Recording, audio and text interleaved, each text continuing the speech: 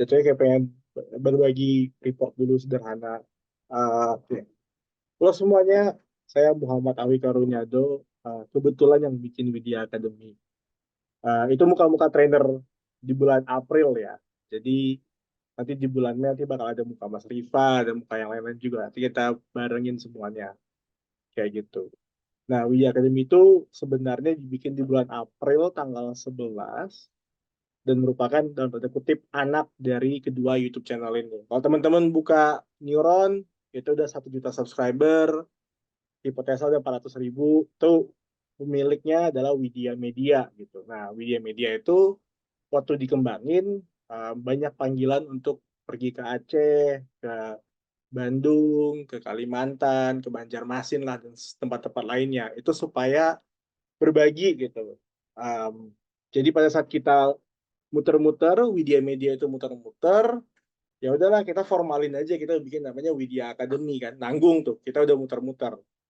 Dan pada saat kita muter-muter itu, kita ngelihat bahwa ya mohon maaf mungkin, tapi di kota-kota seperti Banjar, di Sumatera, itu kemampuan digitalnya dalam tanda kutip beneran jauh dibanding Jakarta. Di kota-kota seperti itu penggunaan Excel aja nggak familiar, penggunaan Zoom aja kurang. Jadinya um, kita pun waktu muter-muter nggak cuma memberikan cara-cara membangun konten, sosial media, dan seterusnya, tapi juga ngajarin hal-hal seperti Excel, PowerPoint, bahkan CapCut. Mereka bilangnya capcut ya guys, ternyata. CapCut aja kita perlu ajarin gitu cara penggunaannya. Karena jarak yang jauh banget ya, udahlah kita formalin aja namanya Widya Academy teman-teman. Dari yang awalnya cuma YouTube channel, sekarang kita bikin Widya Academy. Untuk saat ini masih gratis. Ya bikin sesi-sesi kayak gini aja, teman-teman yang mau berbagi silahkan berbagi, yang mau ikut silahkan ikut, disebarin ke teman-teman. Jadi emang target kita bukan Jakarta, bukan Surabaya ya. Itu kota-kota yang saya anggap tier 1, itu biarkan dimakan sama Apiari, Revoyu, those big names lah, biarin. Kita penetrasinya di kota-kota tier 2, tier 3, seperti Kalimantan, Aceh, dan seterusnya. Makanya waktu itu mau kerjasama bareng Apiari, mau kerjasama sama EduTech di sini, tapi marketnya jauh beda ya. Kita beneran di kota luar sana. Nah, um, ini kan berarti ya, recap April. Jadi kita baru banget bikin, waktu belum viral, grupnya cuma 400 orang, tapi waktu udah viral jadi ke 6.000, teman-teman boleh, cuma kita ada masalah ya. Jadi dari orang-orang yang masuk di member, ternyata pada saat kelasnya bermulai itu cuma di angka 40, 50 yang bakal join. Dan sekarang aja teman-teman bisa lihat dia di grup Telegramnya 6.000 orang, tapi yang datang baru 25 gitu. Di luar dari saya sama Mas Riva. Nah, jadi teman-teman yang di luar sana, yang dengerin ini boleh share link Zoom-nya ke rekan-rekannya juga. Ya kita berbagi lah sebaik-baiknya gitu. Nah, karena emang semangatnya apa namanya? Semangatnya berbagi ya, kita sedikit transparan untuk di sini. Belum ada pendapatan yang dibikin sama Widya Academy ya, masih zero gitu. Nanti kalau misalnya ada kelas-kelas yang berbayar, tujuan utamanya adalah bayar dulu Zoom premiumnya ya guys. Terus dibayar. Kalau dibayar baru nanti kita ngomong-ngomong yang lain seperti itu. Nah, feedback sampai saat ini masih bagus. Mudah-mudahan akan bagus terus selanjutnya juga. Tapi ya poinnya itu. Jadi teman-teman jangan sungkan untuk membagikan Widya Academy ke rekan-rekannya, sanak saudaranya, semuanya lah. Karena emang target kita memberikan edukasi ke sebanyak-banyaknya orang. Pada saat nanti kita udah berbayar pun, kita mencoba sebaik-baiknya untuk ngejaga, untuk transparan, dan untuk nutupin dulu deh yang bulanannya. Seperti itu. Nah, itu udah perkenalan dari saya, Edo atau Ahwi, mengenai Widya Academy. Sekarang kita masuk ke daging dari materinya, yaitu Mas Riva mengenai product management. Dan untuk perihal presensi, sertifikat itu akan diberikan di akhir. Jadi teman-teman tolong stay sampai akhir ya. Silakan Mas Riva, trainer Oke, kita. thank you banget buat Mas Edo ya udah ngasih kesempatan untuk malam hari ini ke orang biasa nih ya. Oke, sebelumnya aku izin buat share screen dulu ya, buat share materinya. Oke, mungkin boleh konfirmasi teman-teman nih udah kelihatan belum ya? Udah tampil belum? Kelihatan. Oke, thank you. Sebelumnya aku ucapin selamat malam dulu buat semuanya ya. Thank you banget buat teman-teman semuanya yang udah nyempetin waktunya ya buat kita sharing session bareng gitu ya, belajar bareng nih terkait basic product management gitu. Dan nggak lupa juga thank you banget buat Mas Edo yang udah ngasih kesempatan buat aku bisa sharing di platform Widya Academy ini gitu. Thank you banget pokoknya. Ya, untuk malam hari ini kita bakal ngebahas soal basic atau fundamental dari product management gitu. Dan sebelum kita mulai gitu ya, aku mau kenalan diri dulu nih biar teman-teman juga tahu gitu ya. Dan ya mungkin agak beda ya foto sama sekarang ya, karena sekarang ada tompelnya gitu. Dan jangan pada salfok sama tompelnya ya. Ini kejadian adegan dewasa soalnya. Ya, sebelumnya kenalin teman-teman, nama aku Rifa Ulfa Ribadi gitu ya. Untuk current activity-ku tuh sebagai Associate Product Manager di Commerce. Dan selain di Commerce, aku juga jadi Project Manager dan juga jadi juri di Business Plan Competition gitu. Mungkin teman-teman kalau misal mau connect itu bisa cari aja di LinkedIn-ku, Rifa Ulfa Ribadi. Atau bisa juga buat mutualan di Instagram, cek aja di @rifaulfahribadi gitu. Oke, untuk malam hari ini kita itu bakal ngebahas soal apa aja sih gitu ya. Nah, kita itu bakal diskusi yang pertama tentang apa itu product management gitu ya, secara basicnya aja gitu, secara kulit luarnya. Lalu di sesi kedua nanti kita bakal discuss juga soal sebenarnya tanggung jawabnya seorang product manager tuh apa sih gitu. Dan di sesi ketiga nanti kita bakal ngebahas soal, nah product manager itu sebenarnya penting nggak sih di sebuah perusahaan gitu. Atau sebenarnya product manager tuh cuma kayak buat genep-genep doang gitu di perusahaan gitu. Dan yang terakhir itu siapa sih yang berhak atau bisa jadi seorang product manager. Nah, ini poin pentingnya tuh di poin keempat nih buat teman-teman yang pengen banget buat masuk ke product manager nih. Oke, kita masuk ke pembahasan pertama kita ya. Apa itu product management gitu. Nah, sebenarnya untuk teori sendiri ya, product management mungkin dari teman-teman udah pernah dengar dari Google, dari bootcamp atau apapun itu. Teorinya tuh sebenarnya banyak banget product management itu gitu. Dan yang mau aku sedikit simplify gitu ya, product management itu sebuah kegiatan yang kita itu memfokuskan pada perencanaan, pengembangan, peluncuran, dan pengelolaan sebuah produk atau layanan gitu. Atau simpelnya lagi gitu ya, kita pikirin aja kayak product management, produk dan manajemen gitu. Produk itu ya sebuah barang atau layanan itu, kemudian manajemen itu seni kita untuk membuat, mengelola, dan mengembangkan gitu ya. Jadi basically product management itu kegiatan untuk membuat, mengelola atau mengembangkan sebuah produk atau layanan. Intinya gitu. Dan orang yang melaksanakan kegiatan itu disebut sebagai seorang product manager gitu. Dan di real life gitu ya, seorang product manager itu bisa memainkan peran apapun sebenarnya, asalkan produknya itu bisa laku gitu. Nah, laku di sini dalam tanda kutip itu bukan berarti product manager itu memasarkan produk ya, tapi product manager itu bisa memprovide sebuah produk yang bisa memenuhi kebutuhan masyarakat dan memecahkan permasalahan yang ada, baik dirasakan oleh individual masyarakat maupun di pasar gitu. Nah, jadi secara pekerjaan itu sebenarnya product manager itu luas banget. Nah, tapi intinya product manager itu bisa memerankan peran apapun asalkan produknya itu bisa fit in market. Intinya kayak gitu. Nah, terus karena product manager itu bisa dikatakan memainkan peran apapun gitu ya. Nah, tapi posisi product manager itu sebenarnya punya posisi juga kok di sebuah perusahaan gitu. Nah, posisinya kita tuh bisa kasih gambarannya tuh kayak gini, kayak seolah-olah product manager itu menjadi posisi di persimpangan di antar divisi gitu ya, di antara divisi UI UX, teknologi dan juga bisnis gitu. Nah, untuk masing-masing divisi ini sebenarnya itu tergantung dari perusahaannya gitu ya. Masing-masing perusahaan tentu berbeda divisinya karena tergantung dari maturity perusahaannya, kemudian dari scalability-nya perusahaan itu gitu. Nah, itu tentu akan berbeda-beda gitu. Tapi secara generalnya product manager itu berada di tengah-tengah antar divisi itu. Atau bisa dikatakan sebagai seorang product manager itu memiliki posisi sebagai narah hubung di antar divisi yang ber wewenang gitu ya untuk membangun sebuah produk gitu. Kita itu berada di tengah-tengahnya gitu.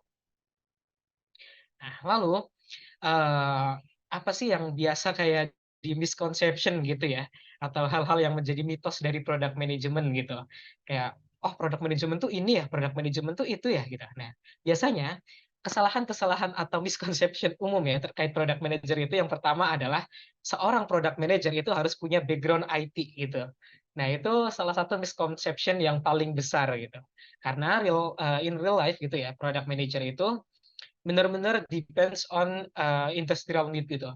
Kalau misal perusahaan itu memang menjual sebuah aplikasi atau software gitu ya, tentu seorang product manager yang dibutuhkan adalah orang yang memiliki pengetahuan teknikal yang tinggi gitu. Dan biasanya untuk perusahaan seperti itu mereka akan merekrut seorang technical product manager gitu.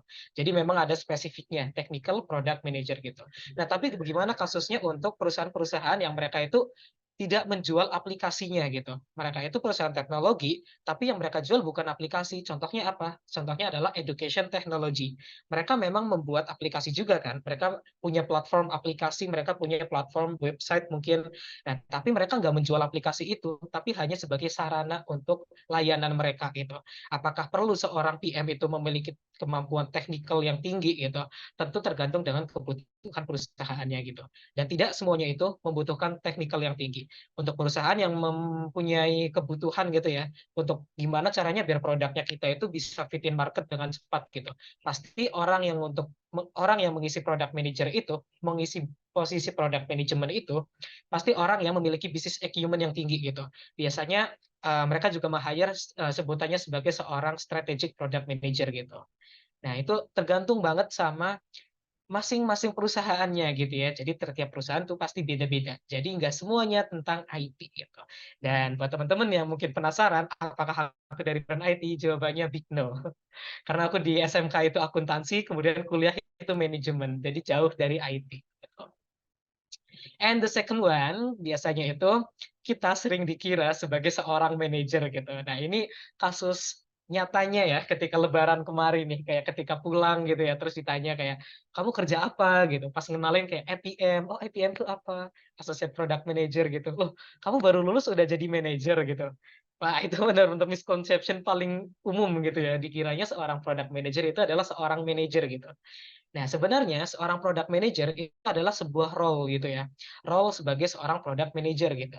Nah, sedangkan manajerial sebagai sebuah jabatan itu berbeda. Nah, ketika kita memiliki manajerial sebagai sebuah jabatan, kita itu punya hak atau wewenang untuk merekrut orang, untuk memberhentikan orang gitu. Nah, sedangkan untuk product manager gitu, untuk product manager sebagai sebuah role, kita tuh punya wewenang untuk mengelola sebuah produk itu gitu. Tapi kita nggak bisa mengelola orang lain gitu. Kita nggak bisa merekrut orang lain, kita nggak bisa mecat orang lain gitu. Jadi kita itu hanya berkewenangan untuk produk tersebut gitu. Nah, jadi itu salah satu misconception terbesar sih sebenarnya kayak product manager itu dikiranya seorang manajer gitu. Oke, and the last misconception yang aku mau bahas itu adalah product manager tuh sama ya kayak project manager gitu. Nah, karena ini emang mirip banget nih kayak project manager, product manager gitu, project, product gitu. Bedanya cuma satu kata doang gitu. Tapi beda apa nggak sih? Sebenarnya beda. Dan ini cukup krusial ya, perbedaannya itu mempengaruhi hal yang cukup besar gitu. Meskipun kedua-duanya ini ada di perusahaan teknologi juga gitu. Project manager juga ada di perusahaan teknologi, product manager juga ada gitu. Nah, tapi fokusnya tuh apa sih gitu. Nah, untuk fokus dari product manager sendiri lebih berfokus pada visi dan goals dari sebuah produk gitu. Jadi dia itu nggak hanya sekedar membuat sebuah produk, memberikan ide produk apa gitu, tapi dia juga harus memanage, membuat, kemudian dia juga harus memantau gitu dan mengembangkan produk tersebut. Jadi ada sustainability-nya atau ada keberlanjutan dari produk tersebut gitu. Nggak berhenti di eksekusi aja. Nah, sedangkan untuk project manager biasanya dia itu lebih berfokusnya pada timeline. Yang pertama adalah dia membuat idea and then execute that idea gitu. Jadi kayak setelah dia punya ide, dia eksekusi tuh ide gitu. Dan eksekusi ide itu sesuai dengan timeline dan juga budgeting yang telah ditentukan oleh si project manager tersebut. Nah, jadi itu salah satu basic atau fundamental yang sangat berbeda antara product manager dan juga project manager gitu. Kalau misal product manager itu fokusnya ke visi dan goals gitu ya, dari produk untuk berkembang terus, kalau project manager itu timeline untuk eksekusi sebuah projectnya. Nah, itu. Jadi, apa yang dilakukan sebagai seorang product manager, itu belum tentu dilakukan oleh project manager. Tapi sesuatu yang dilakukan oleh project manager itu sering banget atau umumnya selalu dilakukan oleh product manager. Kurang lebihnya seperti itu untuk perbedaan antara product manager dan project manager. Dan selanjutnya, kita balik lagi nih ke product manager ya. Responsibility atau tanggung jawab seorang product manager itu sebenarnya apa aja sih gitu. Karena tadi kan product manager itu bisa dikatakan melakukan peran apapun gitu ya, asalkan produknya itu fit in market gitu. Nah, tapi sebenarnya punya responsibility juga yang lebih spesifik. Nah, ini based on experience ya, kayak beberapa responsibility yang hampir bisa dikatakan ini itu sama di masing-masing company gitu. Mungkin perbedaannya adalah secara spesifik yang lebih detailnya aja gitu. Tapi secara generalnya mungkin setiap perusahaan pasti punya tanggung jawab ini juga. Yang pertama, seorang product manager itu pasti melakukan riset gitu. Karena untuk membuat sebuah produk, kita nggak bisa membuat sebuah produk hanya sebagai asumsi gitu. Kayak, aku mau bikin produk inilah karena keren gitu. Karena produk ini kayaknya keren deh, bagus gitu. Aku mau bikin ini deh. At the end of the day, produk yang kita buat itu ternyata nggak ada yang butuh gitu. Nggak ada yang pakai produknya kita. Kenapa? Karena kita nggak ngelakuin riset gitu. Dan dengan adanya riset, kita tuh jadi tahu kebutuhan seseorang, kebutuhan pasar yang akan kita tuju, itu seperti apa gitu. Sehingga produknya kita tuh benar-benar dibutuhkan dan bisa memecahkan masalah yang ada gitu. Dan selain soal sesuai dengan kebutuhan dan keinginan itu, kita juga harus melihat atau riset dari kompetitor juga bahwa kompetitor itu sebenarnya udah bikin apa aja sih gitu. Jangan sampai kayak kita tuh cuma bikin, bikin dan bikin, tapi kita nggak peduli soal kompetitor. Salah satu hal yang udah pernah terjadi dan mungkin teman-teman juga familiar ya, seperti kasusnya Nokia gitu ya. Ketika kita tidak memperhatikan dengan adanya competitive analysis gitu ya, kita hanya fokus kepada inovasi yang kita lakukan gitu ya, kita akan tertinggal oleh kompetitor kita gitu pastinya. Dan itu yang dilakukan oleh product manager. Dia harus bisa untuk research sehingga produknya kita tuh benar-benar sustain gitu. Lalu yang selanjutnya sebagai seorang product manager biasanya juga ngelakuin discovery. Ini pasti banget sih. Seorang product manager itu melakukan discovery, dia itu setelah mereka mendapatkan data, dia itu bisa ngedefine gitu ya. Oh, problemnya tuh ini. Kita tuh mau fokusin biar menyelesaikan masalah ini deh gitu. Jadi kita punya fokus scope-nya tuh mau ngerjain apa gitu. Lalu setelah kita punya fokus itu, kita bisa nentuin goals-nya nih. Masalah ini kita solusikan dengan ini. Nah, makanya kita bikin set goals-nya tuh ini. Nah, sehingga setelah kita tahu goals-nya itu apa, kita bisa mengkonsep secara lebih detail. Lalu setelah itu kita bisa drafting dari konsep tersebut. And after we drafting dan konsep gitu ya, kita bisa lanjut ke tahap ke desain. Dan biasanya sebagai seorang product manager juga melakukan wireframing gitu ya. Wireframing itu seperti desain kerangkanya aja gitu. Jadi meskipun sudah ada tim desain seperti UI UX gitu ya, biasanya tuh product manager biasanya juga menyiapkan kerangkanya gitu untuk memperjelas desainnya itu seperti apa. Dan setelah kita melakukan desain tersebut gitu ya, kita kasih ke tim developer dan juga tim UI UX terlebih dahulu sih pastinya gitu ya. Nah, kita kasih dulu tim UI UX untuk melakukan desain. Setelah didesain, kita kasih ke tim developer untuk dilakukan developing produk gitu ya, melalui coding itu gitu. Jadi tugas kita sebagai product manager dalam implementasi produk tersebut adalah melakukan stakeholder management gitu. Jadi kita itu menjadi jembatan dan memanage untuk tim kita bisa melakukan untuk tim kita bisa mencapai goals dari produk tersebut gitu. Kita kan tadi udah set goals nih mau bikin produk dengan tujuan apa gitu. Jadi kita set agar tim kita itu bisa mencapai goals yang sama itu. Ya, setelah itu kita rilis nih produknya gitu. Kita butuh bantuan dari tim bisnis dan marketing. Nah, kita pasarkan produk kita dengan meminta bantuan mereka kayak, nih produknya kita udah jadi loh, kita minta bantuan ya buat masarin produk ini gitu biar user itu tahu bahwa kita punya produk ini untuk menyelesaikan masalah ini. Nah, jadi mereka itu bisa pakai produk ini sebagai solusinya gitu. Nah, itu butuh bantuan dari tim marketing dan juga tim bisnis gitu ya. Dan apakah seorang product manager itu tugasnya berhenti itu aja? Nah, pastinya enggak. Karena sebagai seorang product manager itu berbeda dengan project manager ya, yang tadinya kalau project manager itu berhenti di execution biasanya, dan sedangkan untuk product manager itu sustain gitu. Setelah dieksekusi, setelah dirilis, kita juga harus generate feedback gitu. Apakah produk yang kita rilis gitu ya, sudah memenuhi kebutuhan pasar yang sebenarnya atau belum sih gitu. Atau ternyata sebenarnya kayak mereka tuh butuhin hal lain loh gitu yang belum kita implement gitu. Nah, dari situ bisa kita jadikan sebagai improvement untuk produk kita selanjutnya gitu. Atau secara teoritikalnya kurang lebihnya seperti ini nih. Jadi secara teoretikal biasanya product manager itu menerapkan double diamond framework gitu ya. Nah, kita itu mulai dari problem dulu, kita research dari problemnya itu apa gitu, kita temukan dan jadikan itu sebagai insight. Kemudian kita define untuk memfokuskan scope-nya itu ke apa gitu. Jadi setelah kita nge-define dan fokus scope-nya udah jelas, muncullah sebuah potential solution itu. Nah, dari potential solution itu kita desain. Nah, dari desain itu kemudian kita develop ya dengan tim teknologi untuk dilakukan coding, kemudian kita testing dan ketika udah layak maka kita pasarkan, kita deliver. Lalu setelah kita deliver maka kita bisa mendapatkan feedback gitu dari pengguna kita, nah, dari pasar gitu ya, feedbacknya tuh apa sih gitu, apakah sudah sesuai atau belum gitu. Nah, ketika sudah mendapatkan feedback maka akan kembali lagi kepada bagian yang pertama, pada bagian problem itu. Nah, kita jadikan itu sebagai sebuah produk backlog gitu nyebutnya. Nah, produk backlog itu udah teknis banget ya. Mungkin untuk penjelasan kayak terkait produk backlog, kemudian kayak user flow dan lain sebagainya tuh hal-hal teknis, kita bisa di next agenda bareng WT Academy nih. Nah, kita harus teman-teman bisa stay tune nih sama program yang WT Academy lakuin ini. Jadi siapa tahu nanti kita ngebahas soal hal-hal teknis di product management itu. Oke, dan yang selanjutnya eh, mungkin bakal muncul pertanyaan kayak gini kayak apakah sebenarnya product manager itu penting di sebuah perusahaan gitu kayak bisa nggak sih kayak perusahaan teknologi itu nggak perlu ada product manager gitu, ya udah kita komunikasi sendiri aja kenapa sih gitu nggak usah ada PM gitu. Sebenarnya bisa tapi mati gitu. Ya, sebenarnya kalau kita ngobrolin bisa atau enggaknya aja, sebenarnya bisa-bisa aja. Tapi kalau kita ngomongin soal efektif dan efisien, tentu akan lebih efektif dan efisien ketika ada seorang product manager gitu. Terus kalau misal muncul pertanyaan nih kayak, ada nggak sih kayak perusahaan yang udah berjalan, baik itu gede ataupun kecil, dia itu nggak ada PM gitu? Sebenarnya ada, baik yang kecil maupun yang gede. Bahkan yang gede pun ada gitu. Kayak perusahaan-perusahaan yang udah gede tanpa PM itu sebenarnya ada dan dia tetap lancar atau enggak? Lancar tetap.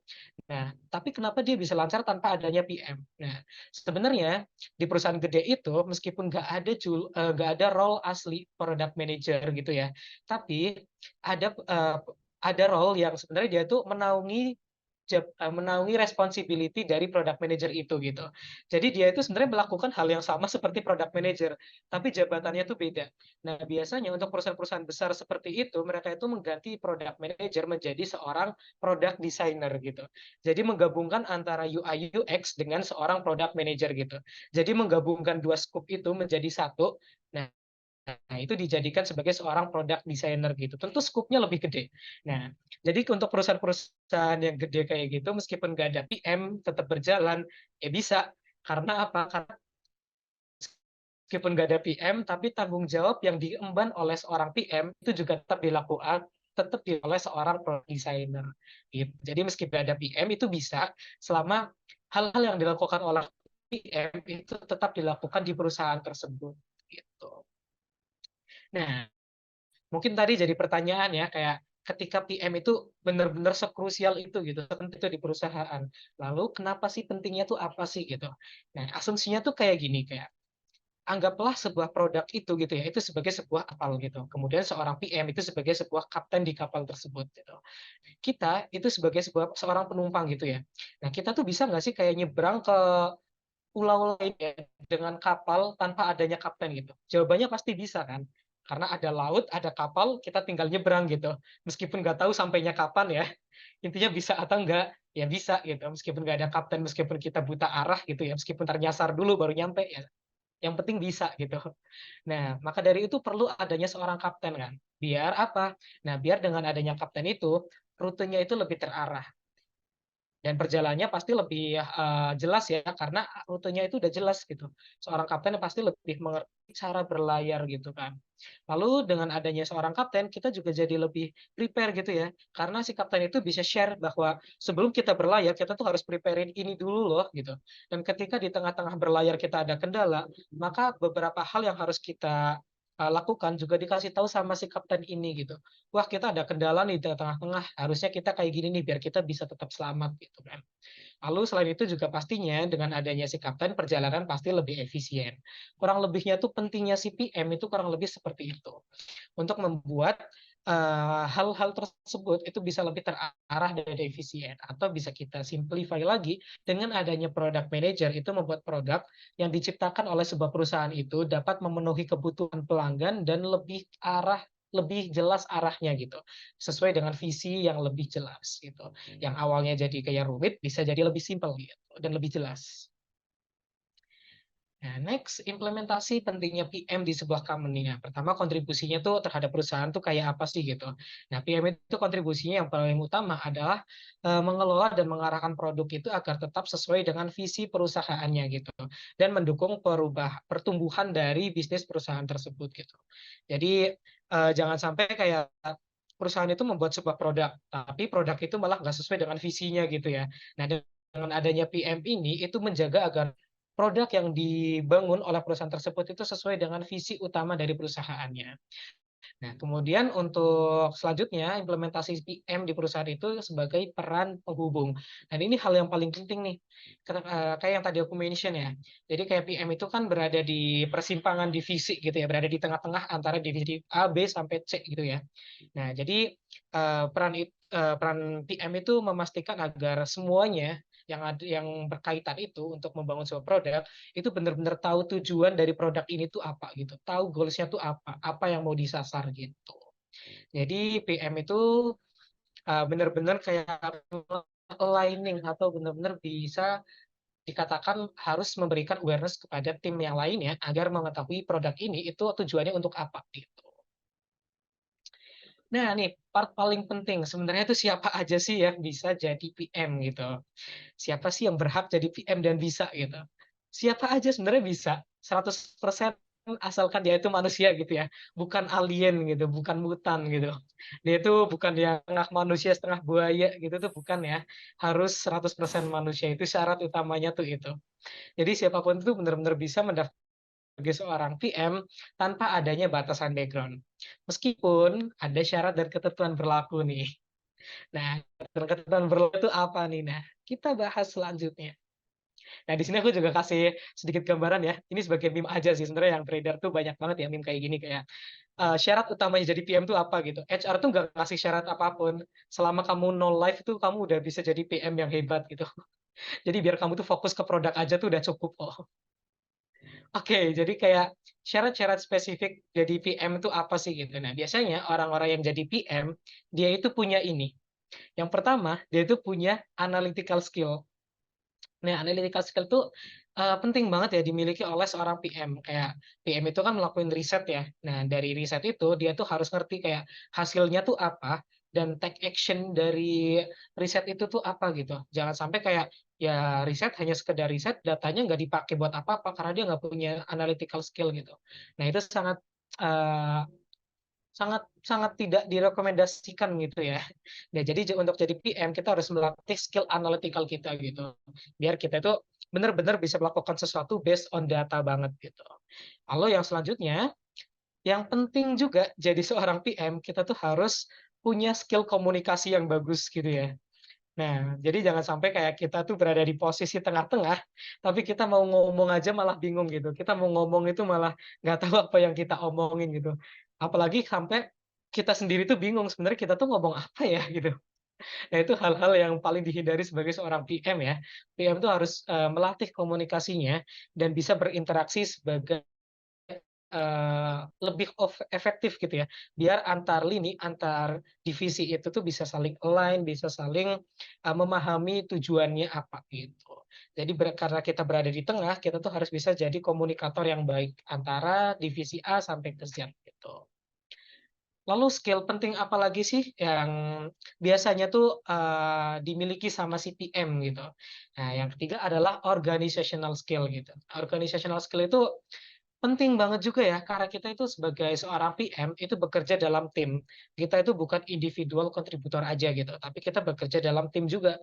Jadi kita itu harus bisa punya skill untuk memanage tim kita gitu.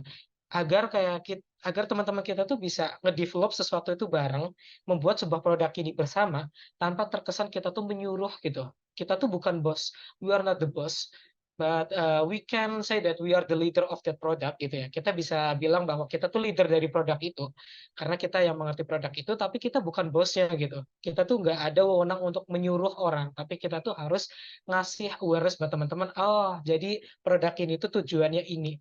Produk ini tuh kita ngebuatnya untuk memecahkan masalah ini dan kita buatnya itu dari sini sampai sini gitu. Nah, kita harus punya organizational skill yang baik di hal tersebut gitu. Agar kita tidak menjadi seorang bos sebagai seorang product manager. Dan yang selanjutnya nih, teman-teman. Mungkin ini salah satu bonus skill yang penting banget ya dari seorang product manager gitu ya, yaitu prioritization skill gitu. Nah, mungkin kita tadi udah mention soal organizational skill, kita pintar di organisasi, ngelola organizational gitu ya, kemudian kita bisa berkomunikasi dengan baik gitu. Nah, tapi ketika kita nggak punya skill untuk melakukan prioritization gitu ya, nah itu akan jadi bumerang untuk kita sendiri gitu. Karena kita udah pasti kita banyak tugas gitu ya, banyak tugas A sampai B sampai Z gitu ya. Untuk fitur yang akan kita develop tuh A sampai Z gitu. Nah, tapi kita nggak tahu mana sih yang paling penting untuk kita develop dulu gitu. Mana sih yang paling penting untuk kita jalankan dulu gitu. Nah, makanya dari sini tuh paling penting kita tuh harus bisa melakukan sebuah prioritization gitu. Nah, prioritization itu hal yang sebenarnya kita tuh udah lakuin sehari-hari sih. Mungkin dari teman-teman juga udah melakukan prioritization setiap harinya ya, kayak dari pagi itu kita ngapain dulu, terus kita siangnya ngapain gitu ya. Nah, mungkin dari teman-teman nih ada nggak sih dari teman-teman yang kayak kita itu lebih mentingin ngabarin doi daripada makan gitu. Ada nggak nih? Ini Rosa nih pasti yang kayak gini nih. Biasanya nama-nama inisial R kayak Rosa kayak gini gitu nih. Punya Ya, jangga aku, Mas Rifa. oh nggak punya malah ya. Ya, jadi itu salah satu bentuk prioritization skill nih, kayak kita tuh harus ngerti apa dulu yang penting gitu. Ya, mesti pentingan makan dulu ya daripada ngabarin doi dulu gitu. Masa sih kita harus ngabarin doi dulu tapi kita sampai lupa makan terus sampai kurus gitu ya. Nah, itu hal yang dia terapin juga di product management gitu. Jadi kita harus ngerti bahwa untuk membuat sebuah produk yang perlu kita develop tuh apa dulu sih gitu. Hal yang paling penting untuk produk ini agar sesuai dengan visi kita itu apa sih gitu. Ibaratnya ketika kita membuat sebuah mobil gitu ya. Nah, jangan sampai kayak kita tuh membuat mobil, kita tuh kayak mikirin kayak, "Oh, warnanya mau warna pink campur emas deh biar keren," gitu ya. Kita cat segala rupa gitu, tapi kita lupa naruh ban. Nah, mobilnya geraknya gimana gitu. Ini tuh mobil ya, bukan kapal selam gitu loh ya. Mobil itu penting banget ada bannya gitu, ada rodanya gitu. Jadi kita harus ngerti yang penting dulu, baru yang kepentingannya tuh di bawah tadi gitu ya. Jadi jangan sampai kayak kita mikirin warnanya apa dulu, baru malah naruh ban gitu. Kayak misal kita bikin hotel gitu ya. Bikin hotel kita malah mikirin dekorasi ruangannya gitu. Tapi hotelnya lupa dikasih pintu gitu. Nah ini hotel apa Free Fire nih, nggak ada pintu gitu kan. Jadi kan agak aneh gitu ya. Kita harus ngerti mana yang penting-penting dulu gitu. Nah, itu hal yang penting banget sebagai seorang product manager gitu. Jangan sampai kayak kita cuma pintar komunikasi, tapi kita nggak tahu mana yang penting untuk kita develop terlebih dahulu. Dan itu beberapa skill penting yang biasanya tuh dimiliki oleh seorang product manager. Dan gimana sih biar kita jadi product manager? Ya salah satunya itu kita menyiapkan skill-skill tersebut. Dan skill-skill tadi yang aku mention itu sebenarnya skill yang nggak bisa diukur secara kuantitatif ya. Jadi kita tuh bisa ngasahnya itu terus ngasah terus gitu. Karena itu sebuah soft skill gitu, bukan hard skill, bukan technical skill gitu. Dan skill apa aja sih yang lainnya gitu. Sebenarnya banyak banget skill-skill yang berpengaruh untuk bisa jadi seorang product manager gitu ya. Dan kebanyakan skill yang bisa dimiliki oleh product manager itu adalah soft skill. Jadi bisa diasah terus-menerus gitu. Dan kurang lebihnya itu terkait basic dari product management. So, buat teman-teman mungkin kalau misal ada yang dibingungin gitu ya, atau tadi terlalu cepat sih kayaknya ya. Dan memang materinya itu kita hanya mengulik dari kulitnya aja gitu dari teman-teman mungkin banyak yang pengen nanya gitu ya. Silakan banget. Aku kembalikan lagi ke Mas Edo. Thank you.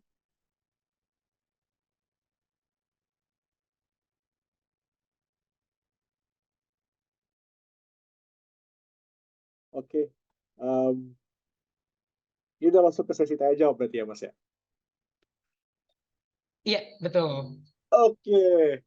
Oke. Em, berarti kita tinggal gas nih. Nah, dari 43 orang, 44 ya, yang nambah lagi nih yang ada di sini. Kita udah dijelasin tadi ceritanya mengenai seorang product manager, kesehariannya gimana, cara masuknya gimana, bahkan mitos-mitosnya yang ada. Salah satu dulu jokes yang saya dengar waktu kerja sebagai PM adalah PM itu kan disebut mini CEO kan. Nah, beban kerjanya CEO, gajinya mini. Itu jokes ya. Oke, kita bisa lanjut ke tanya jawab sama diskusi karena emang lebih fokusnya itu kita ngobrol ya. Kalau bisa kita ngobrol. Jadi nggak cuma satu arah gitu. Nah, untuk teman-teman yang punya pertanyaan, boleh tanya di grup chat ya, di kolom chat. Kalau mau langsung bersuara juga silahkan. Nah, biasanya polanya adalah satu atau dua orang nanya dulu, nanti baru semuanya terpicu buat nanya. Kayak gitu biasanya.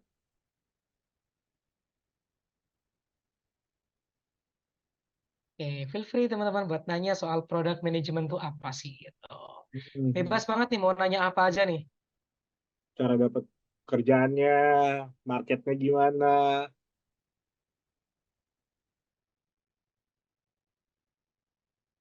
Nah, ini aku penasaran juga nih teman-teman yang ikut kelas ini tuh banyak yang udah kerja belum nih ya? Boleh dong kayak nulis-nulis di kolom chat gitu. Masih kerja Hmm. atau mahasiswa mungkin gitu ya. Boleh nih sambil Dong, nyiapin Mas, pertanyaan. Oh iya, Mas boleh Rifa. tuh. Pilih ya. Biasanya di proses produk yang Mas jalanin tuh kalau untuk bikin prioritisasi itu seperti apa, Mas? Oke, untuk bikin prioritization gitu ya, ketika diimplementasinya ya. Nah, sebenarnya kalau untuk secara teori itu sebenarnya banyak banget metode-metode yang bisa kita pakai gitu, kayak ada Eisenhower, ada RICE method gitu ya. Nah, tapi kalau misal kayak untuk real real life gitu ya, untuk product manager yang aku jalanin gitu ya, untuk keseharianku biasanya paling sering aku lakuin itu uh, effort impact metric gitu. Jadi kayak kita tuh harus ngerti kayak effortnya tuh gede atau enggak, kemudian impact-nya tuh seberapa besar gitu. Nah, itu yang biasa paling sering gitu ya untuk aku lakuin gitu sebagai framework untuk melakukan prioritization. Jadi kayak nge-define dulu nih, misal kayak kita udah punya list task nih ya, task A, B, sampai C gitu. Nah, kemudian kita breakdown nih kayak task A, ini tuh impact-nya seberapa besar sih gitu untuk produk ini gitu. Baik dari sisi bisnisnya, kemudian dari sisi kayak teknologinya gitu. Kayak ketika ada ini tuh bikin produk lain jadi rusak enggak ya? Kayak ketika ada ini itu bikin bisnisnya jadi grow atau enggak ya gitu. Jadi kayak impact-nya tuh apa sih gitu. Nah, biasanya aku breakdown kayak gitu, kemudian aku kaitin juga dengan effort-nya. Nah, effort-nya itu tinggi atau besar gitu. Nah, ketika effort-nya besar, pasti kan akan memakan waktu lebih lama. Nah, biasanya aku prioritization-nya juga jadi lebih kecilin lagi tuh. Nah, jadi untuk metode yang aku pakai itu biasanya pakai effort impact effort metric itu gitu. Kurang lebihnya gitu, Mas Billy. Oke, oke.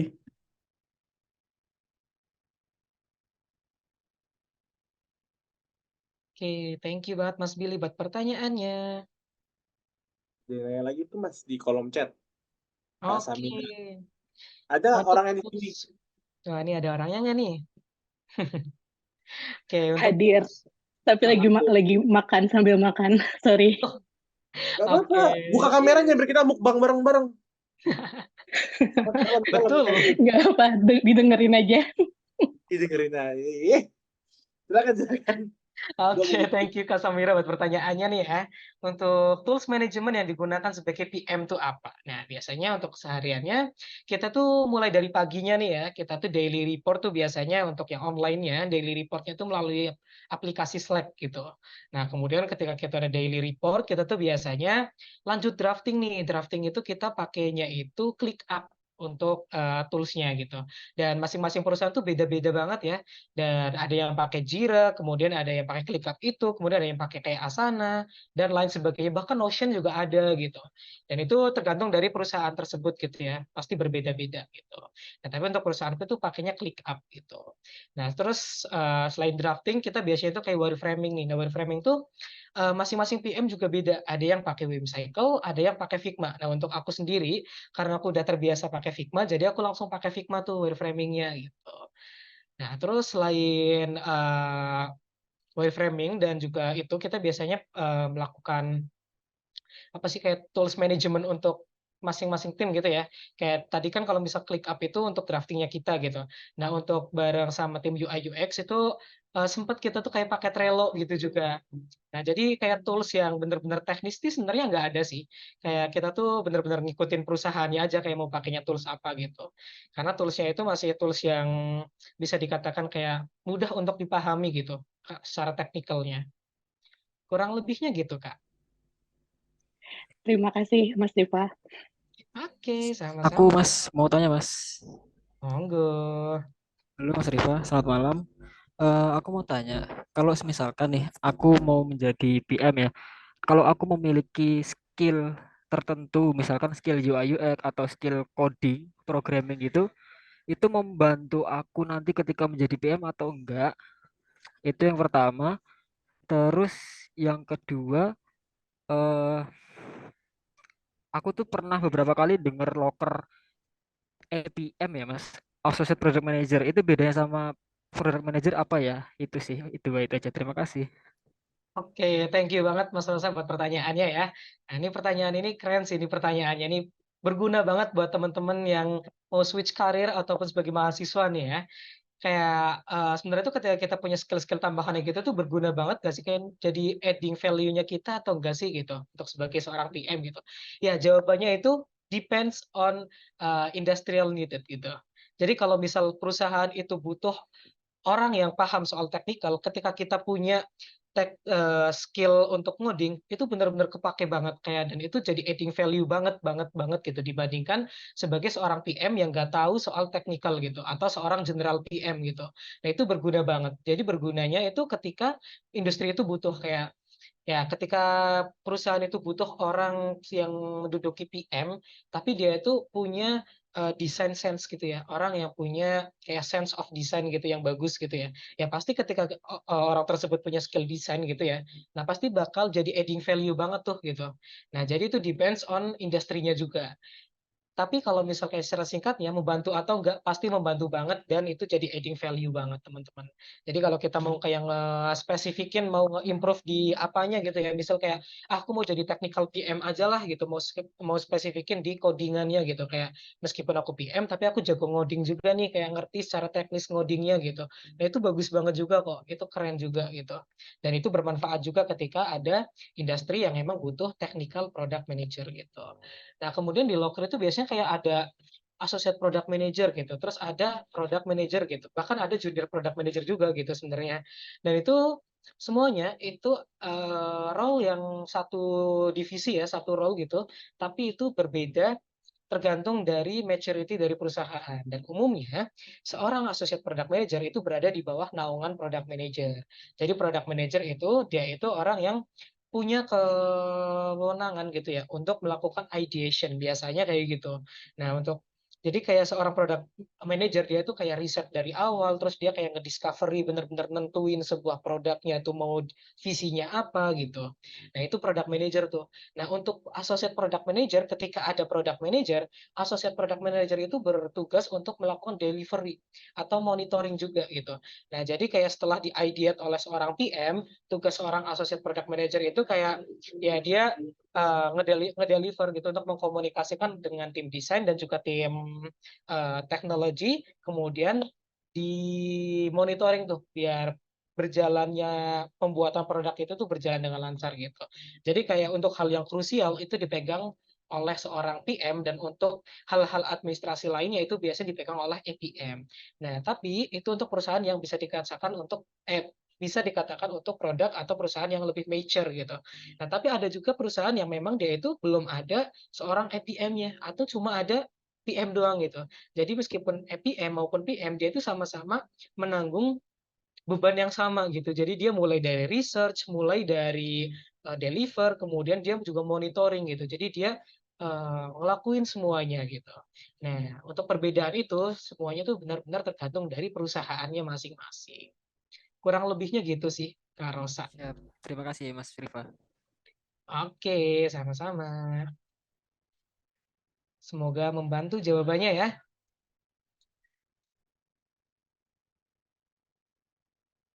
Oke, ini ada yang nanya lagi nih. Izin bertanya, Kak, untuk seorang product manager itu cara membuat roadmap yang baik itu gimana ya, Kak? Dan rekomend apa sih yang sering digunakan untuk membuat roadmap gitu. Nah, untuk roadmap ini, sebenarnya roadmap itu kan kayak hal yang bisa dikatakan kayak forecastingnya kita gitu ya. Kita meramalkan gitu. Untuk kedepannya kita bikin apa aja, apa aja, apa aja. Sebenarnya kalau misal dikatakan apakah itu bisa berjalan 100% lancar, itu bisa atau enggak gitu ya. Itu agak sedikit susah gitu ya, karena pasti di tengah-tengah pasti bakal ada blocker gitu, meskipun sekecil apapun itu pasti ada kemungkinan blocker itu terjadi gitu. Nah, tapi gimana sih kayak kita itu bisa bikin roadmap itu yang baik gitu ya. Nah, caranya adalah kayak kita itu ngebikin roadmap itu usahakan jangan sendirian gitu. Tapi kita ngebikin roadmap itu benar-benar berdiskus dengan yang lainnya juga. Jadi kayak kita tuh siapin dulu nih kerangkanya, kita mau bikin apa aja. Nah, tapi kita jangan telan mentah-mentah dari asumsi kita, tapi kita validasi dulu nih ke teman-teman yang lain, kayak ke teman teknologi misal kayak, ini aku mau bikin fitur ini ya, benar nggak sih kalau fitur ini tuh nanti bakal impact-nya tuh segede ini karena bakal berpengaruh ke sini, ke sini, ke sini gitu. Kemudian kita validasi lagi nih ke tim bisnis gitu, kayak bahwa fitur ini tuh bener nggak sih kayak nanti tuh impact-nya ke bisnis kayak gini gitu, bikin bisnis kita jadi grow segini gitu. Nah, dengan kita melakukan kayak gitu, dengan kita melakukan apa tadi kayak pertimbangan-pertimbangan itu gitu ya. Jadi kayak roadmap-nya kita tuh lebih jelas juga gitu. Jadi ke depannya itu roadmap-nya nggak banyak perubahan gitu. Karena kita pertimbangan di awal tuh udah kuat. Nah, itu yang pertama. Sebelum kita membuat roadmap, kita tuh harus kayak breakdown dan memberikan pertimbangan yang kuat dulu. Nah, itu yang pertama. Terus yang kedua, kita harus mengclearkan ya. Kayak ini tuh sebagai sebuah pekerjaan besar atau kerjaan turunan gitu. Jadi jangan sebagai pekerjaan yang gamblang aja, kayak misal ya, dalam roadmap itu kayak aku cuma nulis kayak saya akan membuat sebuah menu gitu. Nah, menu itu kan sebuah hal yang ambigu gitu ya. Menu itu menu apa gitu. Jadi kita dalam membuat roadmap itu juga breakdown gitu. Ada epic, ada milestone-nya gitu. Secara teknisnya kurang lebihnya gitu. Mungkin ini agak sedikit teknis ya pembahasannya ya, kayak breakdown-nya itu lebih ke detailnya gitu. Nah, baru tuh kita susun jadi sebuah roadmap. Dan ketika kita banyak pertimbangan di awal itu, kemudian kita melibatkan stakeholder yang lain, itu pasti akan membuat roadmap itu menjadi lebih baik ketimbang kita hanya berasumsi saja. Nah, itu salah satu mungkin tips ya yang bisa aku share itu terkait roadmap ya. Nah, lalu aplikasi apa sih yang sering digunakan untuk membuat roadmap? Nah, kalau misal tools manajemennya itu udah berlangganan menggunakan Jira, sebenarnya di Jira itu udah ada sih kayak kita membuat roadmap-nya langsung gitu di situ. Itu bisa banget kayak kita ngebikin timeline-nya gitu di dalam sprint-nya itu gitu. Nah, tapi kalau misal basic-nya aja gitu ya, nggak usah pakai yang susah-susah, kita bisa pakai Google Spreadsheet. Itu bisa banget buat ngebikin roadmap yang rapi juga gitu. Jadi kayak kita tuh bisa nge-breakdown dari milestone-nya, dari epic kemudian ke milestone-nya, kemudian ke timeline-nya juga bisa. Itu. Kira-kira dari Mas Faris bisa menjawab nggak ya? Mas Faris ada nggak nih? Oke, Mas, cukup jawabannya. Oke, thank you Mas Faris konfirmasinya. Semoga menjawab dan semoga bisa digunakan. Oke, ini ada pertanyaan lagi nih. Dari Kak Eka. Mau bertanya, apa saran isi portofolio yang baik untuk melamar PM sebagai fresh graduate ya? Apakah bisa hanya diisi oleh pengalaman organisasi, volunteer, atau proyek pribadi? Ya, untuk portofolio itu yang bagus itu diisi oleh apa? Nah, sebenarnya ini jawabannya bakal agak berbeda-beda ya pastinya ketika tanya ini dengan orang lain ya. Tapi kalau misal hal ini ditanyakan ke aku, jawaban pertama yang aku kalau mau clarify gitu ya, mungkin adalah Kak Eka tuh udah punya goals mau masuk ke perusahaan apa belum gitu. Kayak misal industri sektornya apa belum gitu. Kak Eka mungkin bisa langsung jawab juga nggak ya? Kalau untuk saat ini belum ada sih untuk spesifikasi perusahaan yang seperti apa dan industrinya Ah, seperti apa. Oke, oke, that's okay. Nah, kalau misal kayak kita masih belum punya gambaran spesifiknya mau masuk ke industri apa gitu ya, mungkin portofolionya kita lebih fokus ke memperlihatkan kayak apa yang pernah kita buat dan itu berkaitan seperti hal-hal yang dilakukan oleh product manager gitu. Nah, contohnya kayak tadi nih, kayak product manager itu kan melakukan sebuah research, kemudian dia ideate untuk membuat sebuah produk gitu ya. Nah, ketika kita punya pengalaman yang berkaitan dengan research, kemudian kita punya pengalaman yang berkaitan dengan membuat sebuah produk gitu ya. Itu ditulis aja di portofolio itu bakal jadi adding value banget tuh, teman-teman gitu.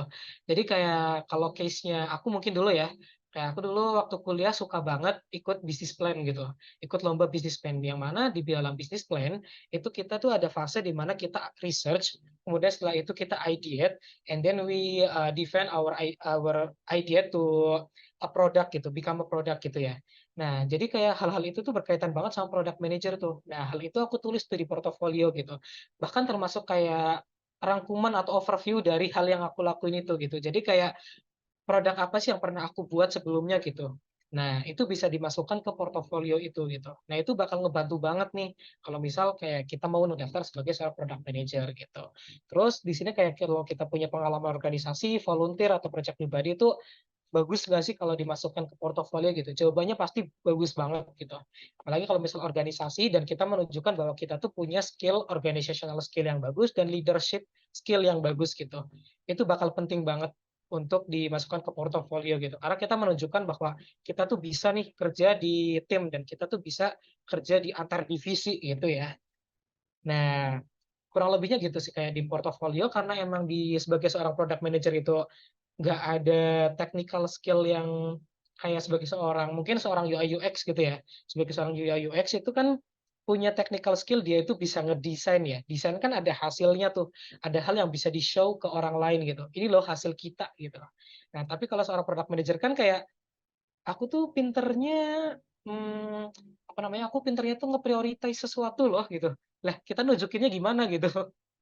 Kan susah ya kalau kita tampilin di portofolio gitu kan. Nah, kita bisa nampilin hal-hal yang udah kita lakuin aja kayak pengalaman-pengalaman kita tadi itu. Itu udah bagus banget kok, Kak Eka.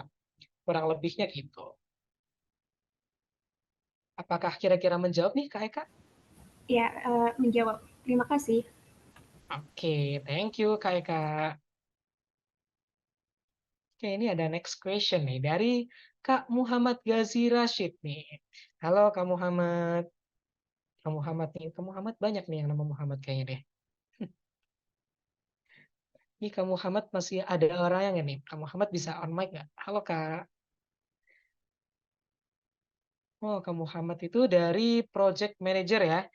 Nah, izin bertanya Mas, kalau move dari project manager ke product manager, kira-kira persiapan seperti apa saja yang dibutuhkan? Dan untuk kredibilitas di product manager itu kan ada sertifikasi kayak PMI, CNIM, dan untuk tingkat awal dan tingkat lanjutan itu ada PMP dan di product management itu apakah ada hal serupa gitu? Ini pertanyaannya menarik banget nih ya. Ini bisa dikatakan ini udah lebih ke middle ya ini ya, middle ke advance nih orang yang kayak bukan ke beginner banget ya, karena dia udah punya basic project manager gitu ya. Nah, untuk move dari project ke produk itu sebenarnya hal yang bisa dikatakan kayak lebih seamless banget ya, karena kerjaannya tuh bener-bener mirip gitu ya.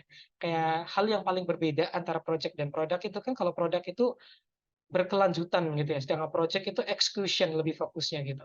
Nah, kemudian persiapannya tuh apa sih yang dipersiapkan gitu? Ya, persiapkannya itu mungkin kalau misal mau mempersiapkan portofolio gitu ya, ya udah kita showcase aja apa yang pernah kita lakuin, kita cantumin di portofolio kita, kemudian ketika kita mau persiapkan CV, kita update di CV kita gitu ya, dan itu udah align banget kok, tanpa kita kayak nambahin ini itu tuh udah benar-benar bisa masuk banget seorang project manager, jadi seorang product manager tuh bisa banget gitu. Nah, mungkin di sini yang menjadi PR-nya adalah gimana cara kita lebih stand out gitu mungkin ya, kayak gimana sih caranya kalau misal kayak seorang project manager itu bisa stand out untuk menjadi seorang product manager gitu ya. Nah, di sini ketika kita ingin menjadi stand out sebagai seorang product manager, kita lebih ke aktif aja sih gimana caranya biar kayak kita tuh memperlihatkan bahwa kita tuh antusias untuk beralih ke produk gitu ya. Sebenarnya bukan beralih juga sih, tapi kayak kita tuh nyoba ke produk gitu ya. Karena project ke produk tuh benar-benar mirip banget kok kamu Muhammad Gazi gitu. Jadi kalau misal kita aktif aja di LinkedIn gitu ya, ketika kita udah biasa aktif di project, kita tinggal kayak posting-posting kegiatan kita yang berkaitan dengan product manager, itu udah ngebuat kita jauh lebih stand out dibandingin kandidat yang lain gitu ketika kita mau jadi product manager gitu. Lalu kredibilitas apa sih untuk menjadi seorang product manager gitu ya? Nah, untuk product manager itu ada juga kayak contohnya tuh kalau misal product manager itu kan salah satunya itu seperti Scrum Master gitu ya. Nah, Scrum Master itu posisi yang berbeda juga dengan Product Manager gitu ya. Tapi Scrum salah satu sertifikasi ya, bentuk sertifikasi untuk Scrum Master itu benar-benar bikin stand out juga gitu untuk menjadi seorang Product Manager gitu. Walaupun kredibilitas yang untuk Product Manager itu lebih kayak ke kredibilitas sertifikasi kita melakukan pelatihan, kemudian melakukan kayak ikut bootcamp itu juga udah salah satu kredibilitas yang bisa digunakan juga sih. Nah, tapi kalau misalnya untuk yang sertifikasi yang berbayar gitu ya, yang bisa stand out juga untuk product manager itu kita bisa pakai kayak PSPO kalau nggak salah namanya. Aku coba search dulu ya, coba ya, biar nggak salah juga nih. PSPO kalau nggak salah itu untuk sertifikasi product owner tuh. Nah itu salah satu hal kredibilitas yang bisa kita tunjukin kalau kita mau stand out juga tuh. Ya benar, PSPO, Professional Scrum Product Owner gitu. Nah itu salah satu kredibilitas untuk product management juga gitu. Gitu sih Kak Muhammad Gazi. Kira-kira cukup menjawab nggak ya Kak? Ada tanggapan lagi nggak Kak Gazi?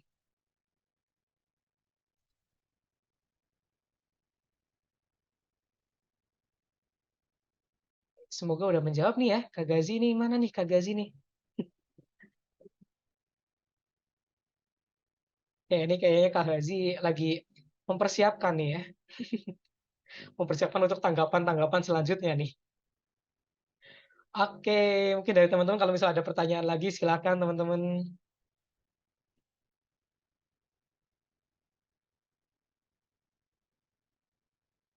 Oke, aman. Thank you. Oke, anytime Mas Gazi. Oke, di chat box udah semua nih Mas Edo. Ini masih ada yang nanya lagi nggak nih? Nanya lagi dong, Mas. Sorry, nanya 2 kali boleh ya? Oh, boleh banget. Aman Oh, bos, aman bos. Ya mau nanya kalau terkait tadi kan ada yang membahas tentang bisnis plan. Bisnis plan itu kan hmm, ujungnya jual produk atau jasa ya. Nah, ya. kalau dari Mas sendiri pribadi itu biasanya untuk meriset bahwa si produk dan jasa ini bisa fit dan terjual sesuai dengan si calon pembeli atau si usernya itu biasanya metode yang Mas lakuin sampai at least ya mungkin bahasa mudahnya ya checkpoint bahwa ini bisa berlanjut. Itu biasanya seperti apa, Mas? Oke, biasanya tuh kayak berarti kayak untuk nentuin gimana caranya biar apa yang kita buat itu benar-benar apa yang dibutuhkan masyarakat gitu lah ya ibaratnya ya. Benar-benar fit in market gitu ya. Benar nggak Kak Billy? Iya, Mas, betul. Oke. Nah, kalau untuk case kayak gitu, biasanya tuh hal yang paling utama, nah, mungkin aku mau tambahin sedikit follow up question boleh nggak Kak Billy kayak untuk case yang Kak Billy pertanyakan itu ketika kita udah punya ide produknya atau kita benar-benar belum punya ide produknya nih Kak Billy? Dari ide boleh dan dari tidak ada ide juga Oke. boleh sih. Saya cuma pengen Mas share aja sih. Oh gitu. Oke, oke, siap, siap. Kalau misal gitu mungkin aku jawab dari yang kayak ketika kita nggak punya idenya gitu ya. Ketika kayak kalau tadi konteksnya kan bisnis plan gitu ya. Kayak konteksnya adalah dalam sebuah bisnis gitu ya. Nah, ketika kita kayak benar-benar nggak punya ide, belum punya ide, terus kayak gimana caranya biar kita bisa ngebuat sebuah produk, tapi benar-benar nantinya itu fit in market tuh gimana ya gitu. Nah, langkah pertamanya tuh biasanya aku adalah riset kayak dari problemnya. Aku selalu berangkat untuk dari problem dulu sih ketika kita emang benar-benar nggak punya produknya tuh apa gitu kayak problem yang benar-benar dirasakan oleh masyarakat tuh apa gitu. Nah, kayak dulu ketika aku seorang mahasiswa ya, nah aku bakal mulai dari problem yang dialamin sama sesama mahasiswa juga dulu gitu. Nah, kayak contoh yang pernah aku lakukan kalau misal mahasiswa dulu apa ya? Aku mau ngasih contohnya jangan deh mahasiswa deh, sorry. Ya, dulu kayak ini yang case real ketika bisnis ya, ketika dalam bisnis gitu ya, bisnis plan gitu ya. Dulu kayak aku dulu riset marketnya adalah melakukan empathize di awal gitu, kayak di masyarakat itu sebenarnya apa sih yang kayak benar-benar dibutuhin gitu, problemnya tuh apa sih gitu. Nah dulu karena aku cukup sering ikut kegiatan sosial ya, jadi aku bisa melihat bahwa kebutuhan-kebutuhan yang dibutuhkan di masyarakat salah satunya adalah gimana caranya kita bisa nge-provide sesuatu yang disukai oleh seorang orang berkebutuhan khusus ya, atau kita menyebutnya autism gitu ya, autism. Nah, agar mereka itu bisa menggunakan produk, agar bisa mereka itu bisa kayak belajar dari sesuatu yang mereka suka gitu loh. Bilang Nah, aja, Pak. dulu tuh gitu, kayak mereka tuh guru-guru di sekolah-sekolah seperti itu mereka tuh kebingungan loh kayak gimana caranya biar mereka tuh belajar tapi mereka tetap suka gitu. Nah, karena dulu suka kegiatan kayak gitu jadi kayak kita tuh nemu masalah itu gitu. Nah, dari masalah itu akhirnya kita define nih, oh ternyata di sekolah-sekolah luar biasa gitu itu banyak ya yang kayak guru-guru tuh masih kesusahan kayak menemukan metode pembelajaran yang tepat gitu ya biar si orang-orang yang berkebutuhan khusus ini mereka tuh bisa belajar dengan bisa belajar tapi mereka tuh tetap suka dengan belajar itu gitu. Nah, itu kan muncul sebuah masalah tuh gitu. Nah, dimulainya dari apa? Dari empathize. Jadi kita berempati untuk menggali sebuah masalah gitu. Itu step pertamanya. Nah, setelah kita berempati itu baru kita define nih kayak dari tadi ya, kayak kita udah berempati, kita define kayak oh ternyata permasalahannya tuh ini nih. Masalahnya tuh ini, masalahnya tuh ini gitu. Bahwa tadi tuh masalahnya kayak kayak kita tuh belum menemukan hal yang tepat untuk memberikan metode pembelajaran kepada orang yang berkebutuhan khusus gitu. Nah, itu hal yang utama untuk kita selesaikan gitu. Nah, setelah kita define baru tuh muncullah sebuah solution gitu. Jadi berawal dari empathize, setelah itu kita define, nah setelah kita define baru masuk ke solution gitu. Nah, setelah kita solution baru tuh muncul ide gitu. Oh, dari solusi ini maka ide yang tepat adalah kita membuat sebuah produk ini gitu. Nah, jadi kurang lebihnya gitu kayak itu dari awal ya, dari awal empathize sampai ke situ gitu. Jadi dari empathize kemudian setelah itu kita ke define, ideate, and then solution. Nah, setelah itu baru kita eksekusi itu dari ide kita. Nah, setelah kita eksekusi baru kita pasarkan. Nah, pasarkan karena kita tadi udah berempati terlebih dahulu ya. Kita udah berempati, jadi kita tahu tuh usernya kita tuh siapa, targetnya kita tuh siapa gitu. Kan nggak mungkin kita tadi berempati kepada orang-orang yang berkebutuhan khusus tadi ya di awal itu, tapi kayak kita malah mempromosikannya ke orang-orang yang mereka itu tidak memiliki kebutuhan itu gitu. Ya, itu tentu nggak pas gitu ya. Dengan empathize tadi kita tuh bisa memasarkan pada orang yang tepat juga gitu. Nah, jadi empathize and then we apa namanya? Define, ideate, empathize, define, solution, ideate, execution, lalu habis itu kita deliver atau pasarkan kepada publik itu. Kurang lebihnya gitu sih biar dari riset terus kita ngebuat sebuah produk itu benar-benar fit in market. Kurang lebihnya gitu, Kak Billy. Kegambar nggak ya, Kak Billy? Kegambar Mas, makasih. Oke, siap. Thank you banget ya buat pertanyaannya. Sorry banget kalau misal jawabannya tuh agak panjang gitu ya, pakai study case gitu. Oke, terus ada pertanyaan lagi nih dari Katri Aji Saputra. Selamat malam Kak. Apa product manager juga membuat proposal pengajuan dana untuk take action, mewujudkan sebuah ide menjadi sesuatu yang konkret. Dan apa yang perlu saya pertimbangkan jika ada tim dalam kelompok yang sangat kurang berkontribusi. Sebab sebagai mahasiswa saya tidak punya wewenang untuk mengubah formasi tim, apalagi sampai mengeliminasi dan dari tim. Oke. Mohon jika ada kalimat kurang berkenan, terima kasih. Oke. Wah, ini Kak Tri Aji Saputra nih boleh tahu itu nggak kayak konteksnya ini berarti kayak dalam sebuah tim gitu ya, di sebuah kelompok gitu ya. product manager itu membuat sebuah proposal pengajuan untuk take action mewujudkan ide gitu. Kalau boleh tahu ini untuk konteksnya itu di sebuah perusahaan atau untuk apa Kak Aji?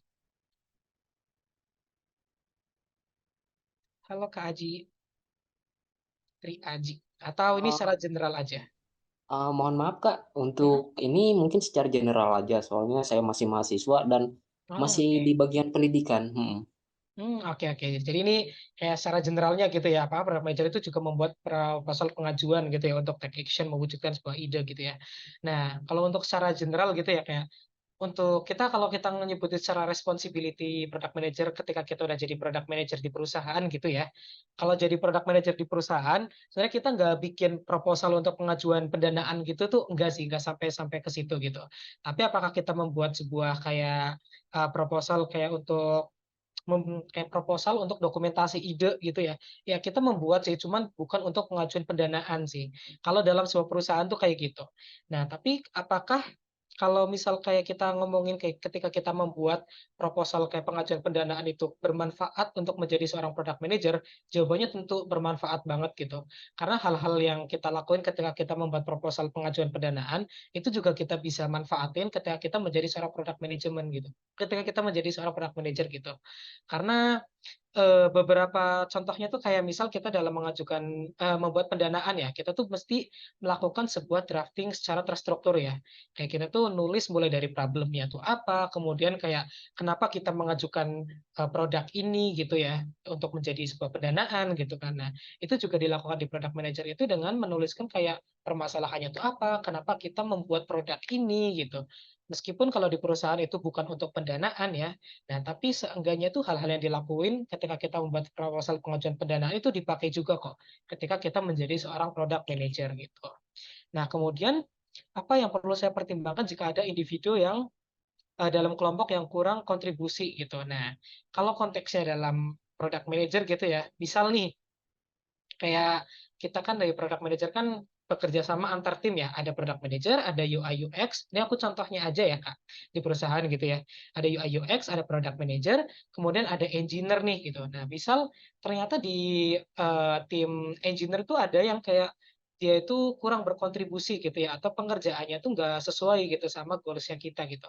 Yang kita lakukan adalah pastinya itu kita apa ya namanya kayak discuss atau bahasanya itu apa ya kayak kita itu mengeskalasi itu apa ya?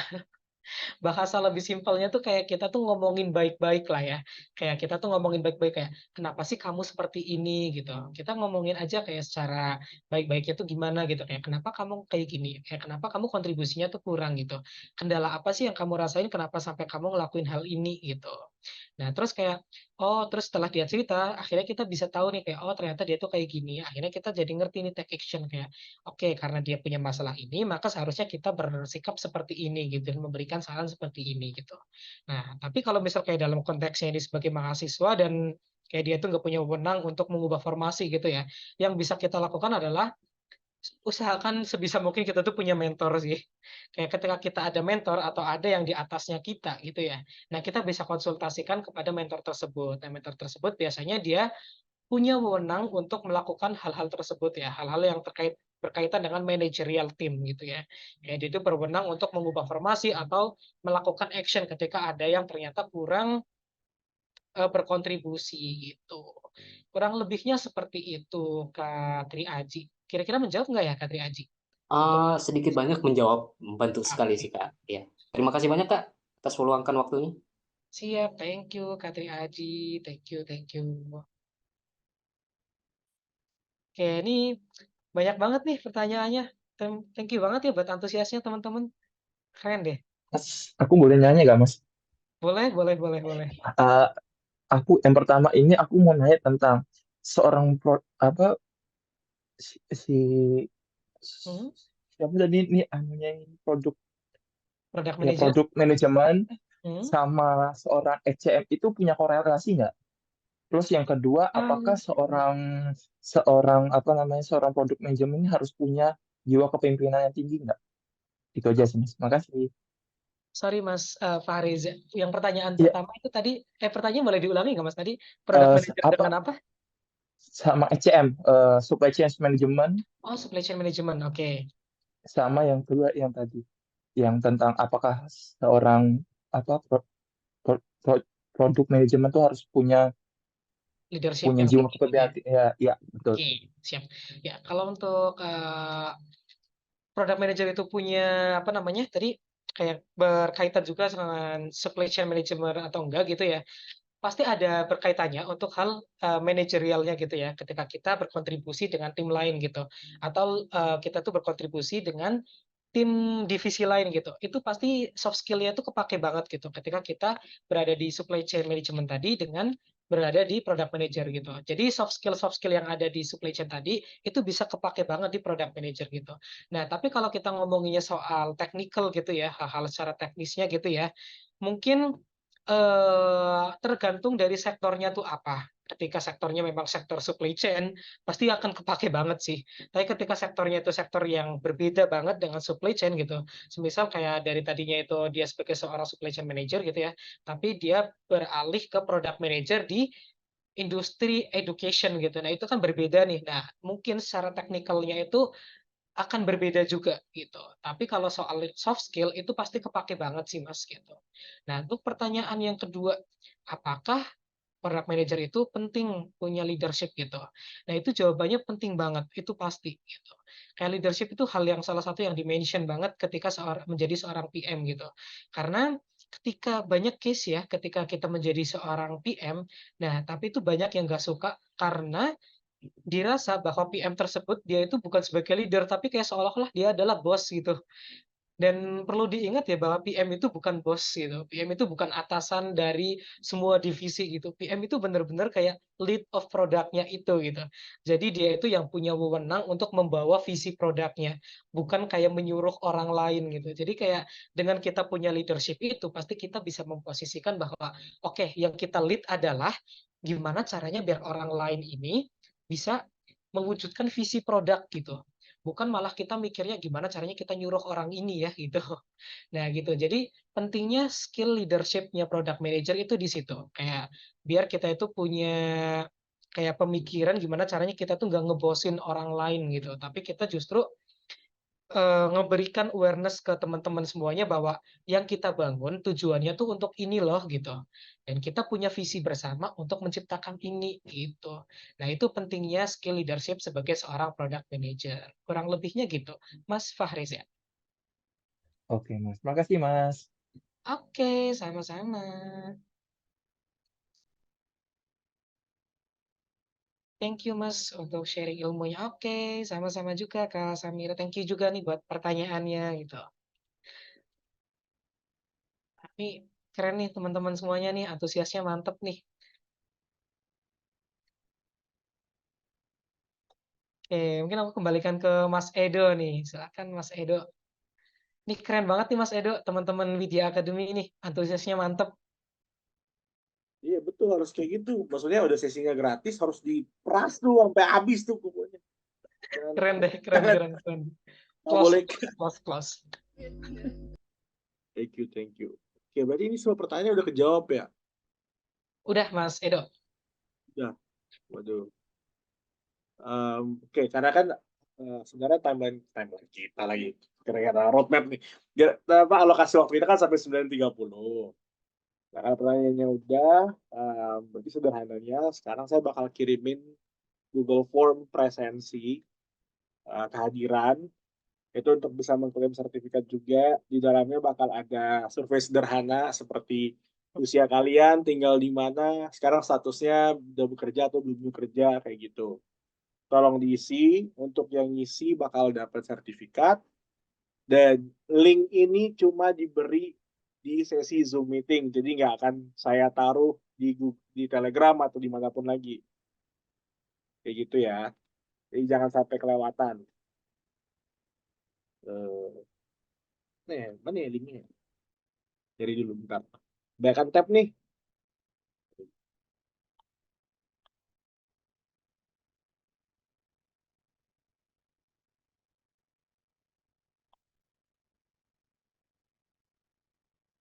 Iya, sesi foto. Sabar. Iya. Bakal ada. Ini dulu kasih dulu linknya. 1, Tuh. Nah, terus em, kita juga ada cara dapat cuan dari Widya Academy. Jadi untuk teman-teman peserta gitu ya.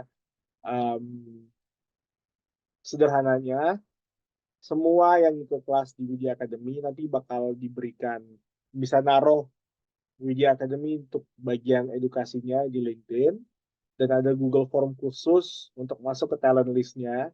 Nah, talent list itu sebenarnya untuk menaruh data kalian sederhana aja untuk disebarin ke beberapa rekruter. Kemarin ada beberapa orang dari Widya Academy itu dapat pekerjaan karena talent list-nya atau informasi mereka sampai ke tangan rekruter yang tepat, terus dapatlah sebuah pekerjaan kayak gitu. Nanti teman-teman bisa bantu isi juga Google Form-nya untuk dapat masuk ke talent list. Nanti itu tugas saya yang lempar itu ke rekruter. Kalau dapat rezeki, alhamdulillah. Kalau enggak, ya minimal ada satu pintu lagi yang kebuka kan. Nih ya.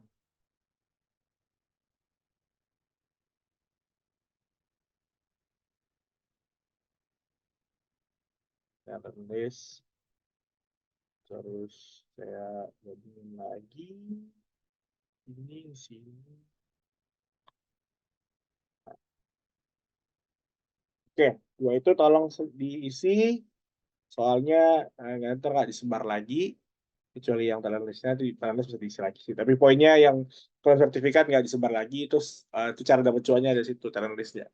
Nah, kita Mas, masuk ke sesi ya. bentar Mas, mohon maaf dipotong. Kalau belum Boleh. kerja isinya apa ya?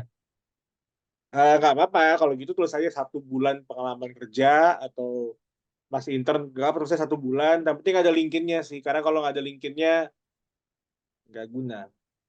Oh, oke. Ya, nanti ntar aja LinkedIn-nya di talent list-nya. Terus kita masuk ke sesi foto. Teman-teman boleh buka kameranya, kita foto bareng ya. Nanti rekamannya bakal ada di YouTube ya, teman-teman. Bakal taruh di grup Telegramnya juga. Mari dibuka kameranya. Yuk teman-teman, mana nih ya? Tunjukkan pesonamu gitu. Kalau kata para buaya darat, pap dulu dong, pap dulu dong.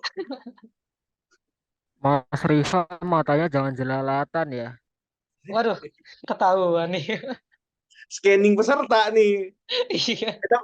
Tapi Bola matanya kelihatan ya. kalau misalnya ada yang jadi nikah gara-gara Widya Academy, wah itu pahala jariah buat saya tuh. Wah, mantap kalau kayak gitu.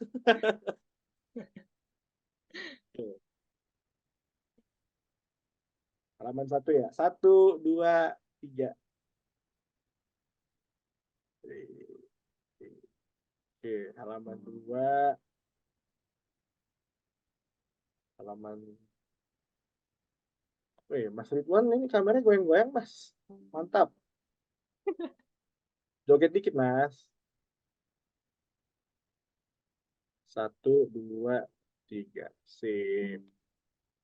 Nah, pertama, terima kasih untuk Mas Rifa udah ngisi, untuk teman-teman udah hadir. Jadi kalau saya singkatin lagi untuk penutupannya, 1, untuk klaim sertifikat cuma ada di sini, lihat di grup chatnya, di kolom chat. 2, untuk masuk talent list, isi juga di Google Form-nya, baca dulu instruksinya ada di kolom chat juga. Nanti rekamannya bakal ada di YouTube.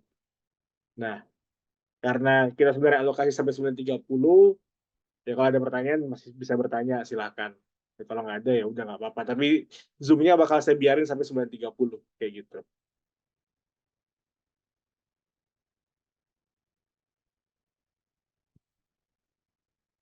Thank you buat teman-teman semuanya. Oke, thank you. Sampai jumpa di sesi berikutnya.